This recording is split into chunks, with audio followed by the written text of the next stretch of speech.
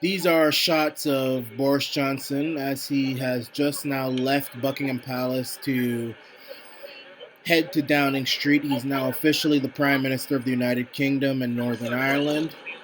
There, the gates of number 10, the official residence of the Prime Minister, have opened. Boris Johnson will enter the street, Downing Street, as Prime Minister. He'll make a statement outside the front door of Downing Street, his first statement as Prime Minister to the nation. There, Boris Johnson is. His girlfriend, Carrie Simmons, is actually in Downing Street now, out there, prepared to listen to her significant other make a statement. She wasn't there at Buckingham Palace when he was offered the job by the Queen. But there is Boris Johnson as Prime Minister, where he'll make his statement. The first statement to the nation as Prime Minister, Boris Johnson.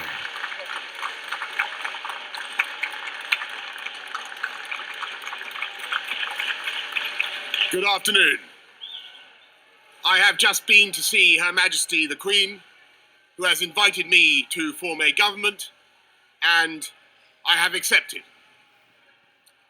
I pay tribute to the fortitude and patience of my predecessor and her deep sense of public service.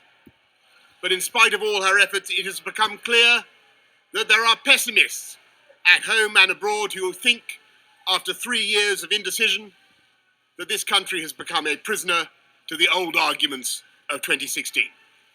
And in this home of democracy, we are incapable of honouring a democratic mandate. And so I am standing before you today to tell you, the British people, that those critics are wrong. The doubters, the doomsters, the gloomsters, they are going to get it wrong again. The people who bet against Britain are going to lose their shirts because we're going to restore trust in our democracy. And we're going to fulfill the repeated promises of Parliament to the people and come out of the EU on October the 31st, no ifs or buts. And we will do a new deal, a better deal, that will maximise the opportunities of Brexit while allowing us to develop a new and exciting partnership with the rest of Europe, based on free trade and mutual support. I have every confidence that in 99 days' time we will have cracked it. But you know what? We aren't going to wait 99 days, because the British people have had enough of waiting. The time has come to act, to take decisions, to give strong leadership and to change this country for the better. And though the Queen has just honoured me with this extraordinary office of state, my job is to serve you, the people. Because if there is one point we politicians need to remember, it is that the people are our bosses. My job is to make your streets safer.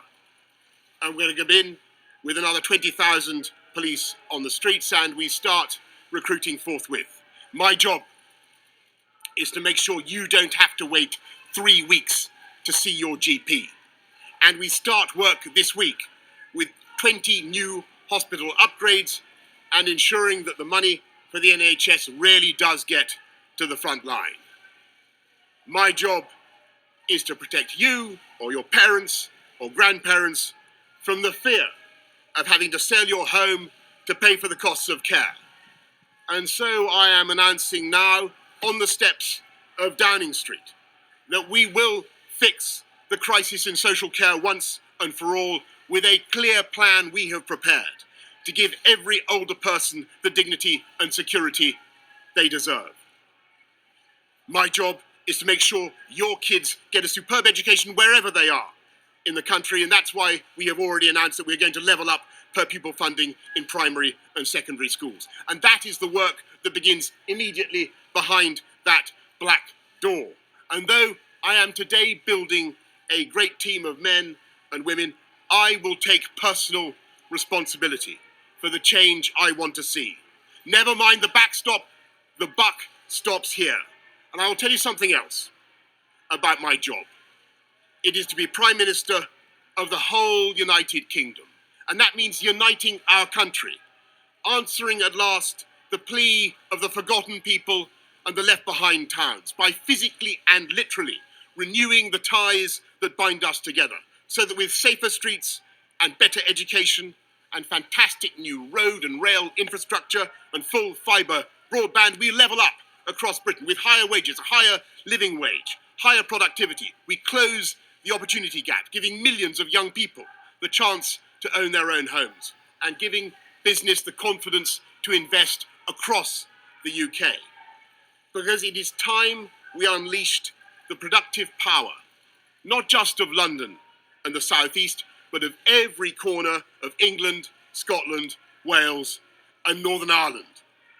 The awesome foursome that are incarnated in that red, white, and blue flag, who together are so much more than the sum of their parts, and whose brand and political personality is admired and even loved around the world for our inventiveness, for our humour, for our universities, our scientists, our armed forces, our diplomacy, for the equalities on which we insist, whether race or gender or LGBT, or the right of every girl in the world to 12 years of quality education, for the values we stand for around the world. Everyone knows the values that flag represents. It stands for freedom and free speech and habeas corpus and the rule of law, and above all, it stands for democracy. And that is why we will come out of the EU on October the 31st, because in the end, Brexit was a fundamental decision by the British people, that they wanted their laws made by people that they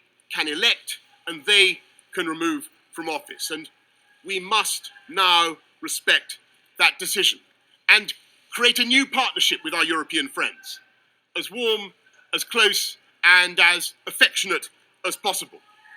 And the first step is to repeat unequivocally our guarantee to the 3.2 million EU nationals now living and working among us. And I say directly to you, thank you. Thank you for your contribution to our society. Thank you for your patience. And I can assure you that under this government, you will have the absolute certainty of the right to live and remain. And I say next to our friends in Ireland and in Brussels and around the EU, I am convinced we can do a deal without checks at the Irish border, because we refuse under any circumstances to have such checks, and yet without that anti-democratic backstop. And it is, of course, vital at the same time that we prepare for the remote possibility that Brussels refuses any further to negotiate. And we are forced to come out with no deal, not because we want that outcome, of course not, but because it is only common sense to prepare. And let me stress that there is a vital sense in which those preparations cannot be wasted, and that is because under any circumstances we will need to get ready at some point in the near future to come out of the EU customs union and out of regulatory control. Fully determined at last to take advantage of Brexit, because that is the course on which this country is now set. With high hearts and growing confidence, we will now accelerate the work of getting ready, and the ports will be ready, and the banks will be ready, and the factories will be ready, and business will be ready, and the hospitals will be ready, and our amazing food and farming sector will be ready and waiting to continue selling ever more, not just here, but around the world. And don't forget that in the event of a no deal outcome, we will have that extra lubrication of the £39 billion. And whatever deal we do, we will prepare this autumn for an economic package to boost British business and to lengthen this country's lead as the number one destination in this continent for overseas investment. And to all those who continue to prophesy disaster, I say yes, there will be difficulties, though I believe that with energy and application, they will be far less serious than some have claimed. But if there is one thing that has really sapped the confidence of business over the last 3 years, it is not the decisions we have taken, it is our refusal to take decisions. And to those who say we cannot be ready, I say, do not underestimate this country. Do not underestimate our powers of organisation and our determination, because we know the enormous strengths of this economy.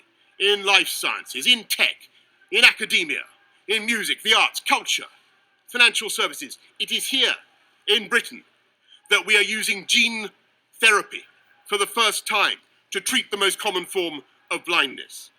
Here in Britain that we are leading the world in battery technology that will help cut CO2 and tackle climate change and produce green jobs for the next generation. And as we prepare for a post-Brexit future, it is time we look not at the risks, but at the opportunities that are upon us. So let us begin work now to create free ports that will drive growth in thousands of high-skilled jobs in left-behind areas. Let's start now to liberate the UK's extraordinary bioscience sector from anti-genetic modification rules.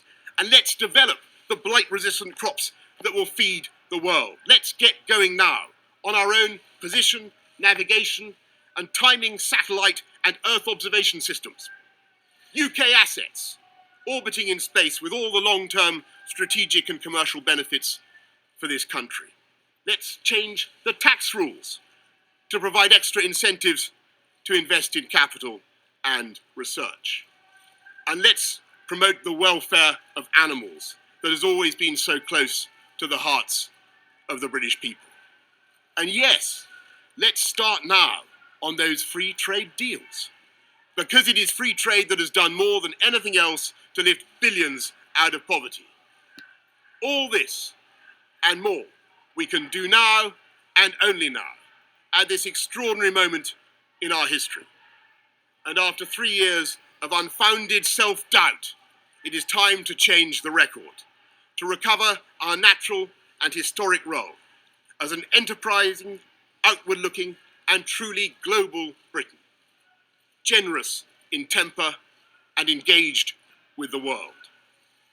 No one in the last few centuries has succeeded in betting against the pluck and nerve and ambition of this country. They will not succeed today.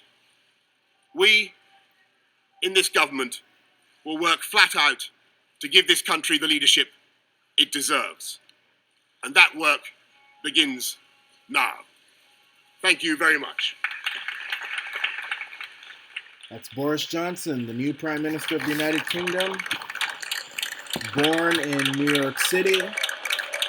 I believe the first Prime Minister to be born in the United States.